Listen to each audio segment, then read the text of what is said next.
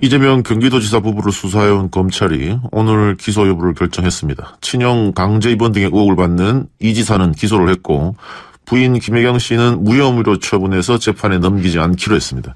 당에서도 오늘 오후 긴급하게 최고위원회를 열고 이 문제를 논의했다고 하는데요. 더불어민주당 김현 사무부총장 연결해서 이야기 나눠보겠습니다. 사무부총장님 나와 계십니까? 네, 안녕하십니까. 김현입니다. 네, 안녕하십니까. 이재명 지사에 대해서 검찰이 기소를 결정했고, 부인 김혜경 씨는 무혐의로 결정했는데, 오늘 그 최고위에서 어떤 얘기가 오갔는지 알고 계십니까? 일단은 저는 참석은 안 했고요. 예. 그 최고위원들과 사무총장, 그리고 비서실장, 대변인, 이렇게 해서 논의는 했는데, 그 논의 결과를 조금 전에 5시 한 30분경에 이해식 대변인이 발표를 했습니다. 예. 현안 대응을 위해 소집된 긴급 최고위원회에서 두 가지를 다뤘다. 하나는 선거제 개편, 다른 하나는 이재명 지사 기소권을 논의했는데 예. 두 건 다 전체적으로 논의를 모았다. 그러나 오늘 홍영표 원내대표와 서른 최고위원과 김혜영 최고위원이 불참했기에 내일 다시 최고위원회에서 의견을 마저 듣고 의결을 통해 선거구제 개편 방안과 를 발표한다. 이렇게 지금 돼 있습니다. 그리고 이재명 지사의 기소권과 관련해서도 역시 의견을 듣고 내일 입장을 발표하겠다는 게 공식 당의 입장입니다. 예, 그럼 오늘 어쨌든 두 가지 사안 모두 결정을 못 내린 거라고 봐야겠네요. 의견은 이제 들었던 거고요. 세 분이 참석하지 않았기 때문에 내일 다시 다 참석한 상태에서 두 가지 의제를 가지고 논의해서 발표한다는 거죠. 예, 네. 그러면 지금 상황으로서는 내일 어떤 결정을 내릴지는 알 수는 없겠네요. 그렇죠. 그동안 당의 입장은 경찰의 사실상 김혜경 씨가 해경군 김치다. 그러니까 유력하다라는 걸로 기소 의견으로 송치한 거. 사실상 김혜경 씨가 해경군 김치다. 그러니까 유력하다라는 걸로 기소 의견으로 송치한 거 아닙니까? 예. 그런데 김혜경 씨, 그러니까 이재명 도지사의 부인인 김혜경 씨가 해경군 김치가 아닌 것으로 검찰이 발표를 했다는 점 하나하고, 그 다음에 이제 경찰의 기소 의견을 송치 과정에서는 기소 의견의 내용을 들여다볼 수가 없지만, 검찰의 기소 시에는 또는 불기소 시에는 의견이 이제 볼 수 있는 거 아닙니까? 그걸 가지고 최고위원회에서 의견을 모으겠다라는 게 당의 입장입니다. 그리고 이제 재판 과정 또 살펴봐야 된다라는 게 기존의 입장이었습니다. 그러나 어쨌든 당 안팎에서 이재명 도지사에 대한 입장을 좀 밝혀야 되는 거 아니냐라는 의견이 있기 때문에 오늘 최고위원회에서 논의를 하고 내일 최종적으로 의견을 밝히는 것으로 이렇게 보고 있습니다. 예. 그 당원 당규상 징계 어떤 기준이 있을 텐데요. 네, 그거는 다양합니다. 그러니까 부정부패 혐의가 있고, 그 다음에 이제 당원 당규를 위반한 경우도 있는 거고요. 그 다음에 당의 명예를 아주 훼손한 경우도 있고, 그래서 다양한 당원 당규상에 저희 이제 윤리심판원 본인이 시인하고 인정한 사건에 대해서는 최고위원회에서 직권으로 윤리심판원에 결정을 해달라고 요청할 수 있는 건데, 이번의 경우는 다툼의 소지가 매우 이제 치열하게 진행됐지 않습니까? 그리고 본인이 부인하는 내용도 있었고요.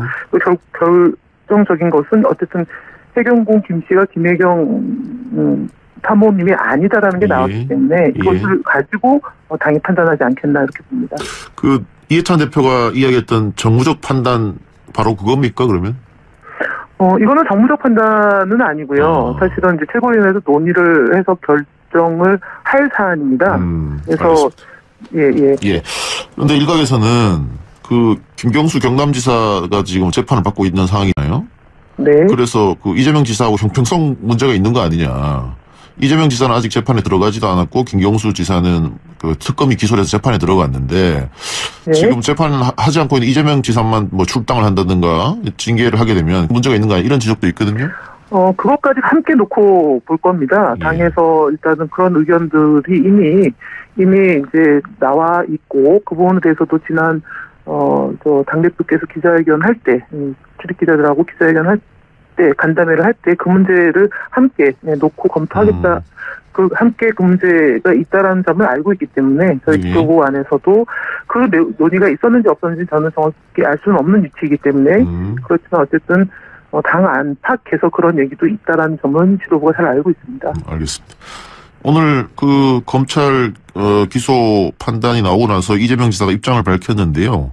일단 탈당설은 일축했고요. 탈당하지 않겠다라고 선을 그었고 네. 그러면서 우리 안에 침투한 분열 세력과 이관계를 경계해야 된다 이런 이야기를 했는데 이건 어떤 뜻이라고 혹시 김현 의원은 보십니까? 일단은 뭐 저희 더불어민주당 안에 당원들이나 지지자들 사이에 이재명 도지사의 이런 다양한 그 의혹 제기에 대해서 이제 문제 제기를 하는 사람들이 있고요. 그 안에는 당원도 있고 당원이 아닌 분들도 있습니다. 그리고 일단 사실관계에 대한 보다는 좀 그렇지 않은 것을 좀 학대 재생산하는 것도 사실은 SNS상에서 좀 보여지고 있는 거거든요.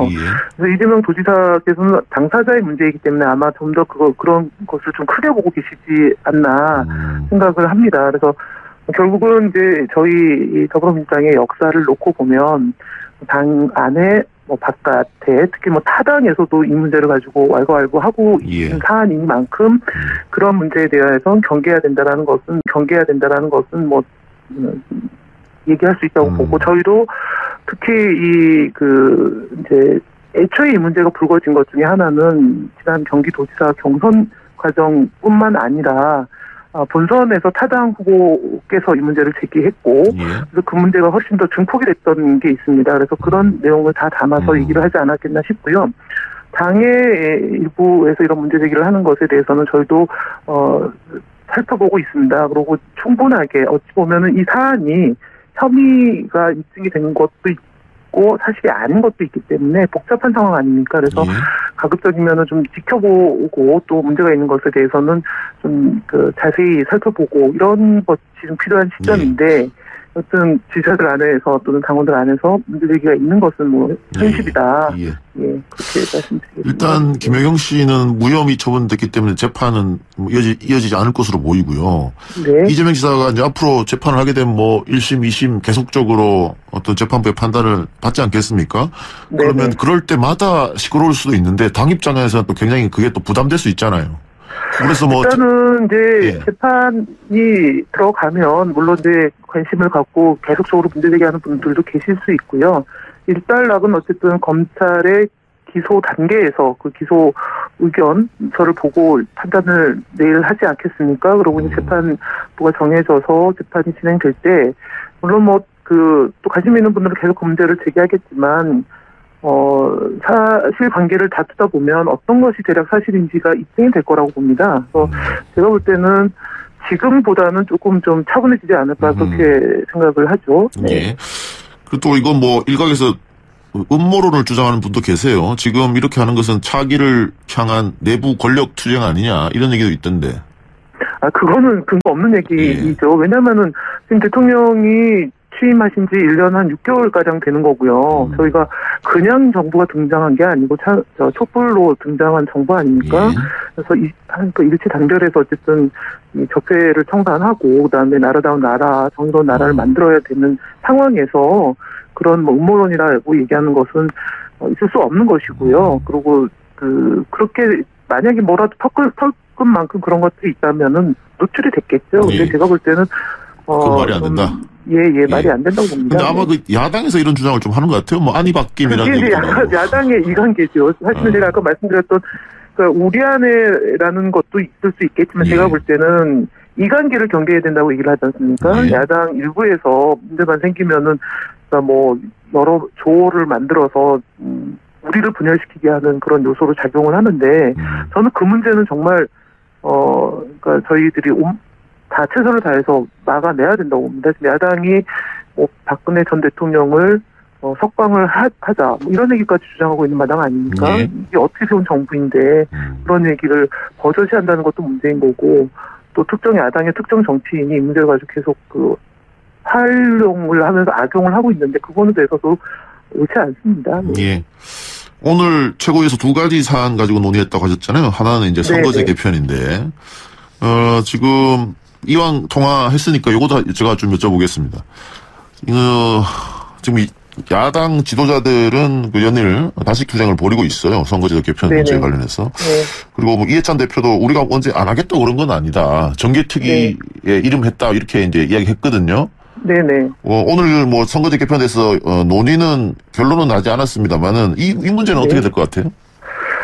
지난번에 이제 그 원내대표의 협상 내용이 아니고 당의 사무총장이 좀 총괄해서 이 문제를 들여다보라는 그 최고위원회 결정이 있었고요. 그래서 사무총장이 중심이 돼서 상황을 관리하고 있고 그 내용을 최고위원회에 내일 보고를 해서 발표를 최고위원회 결과를 가지고 윤호중 사무총장이 발표를 할 겁니다. 그래서 지금 얘기하는 이 연동형 비례대표제를 포함해서 건설적으로 대안을 만들어서 야당과 협의를 하겠다는 게 당의 입장입니다. 알겠습니다. 사무총장님 오늘 말씀 여기까지만 드릴게요. 네, 감사합니다. 예, 고맙습니다. 네.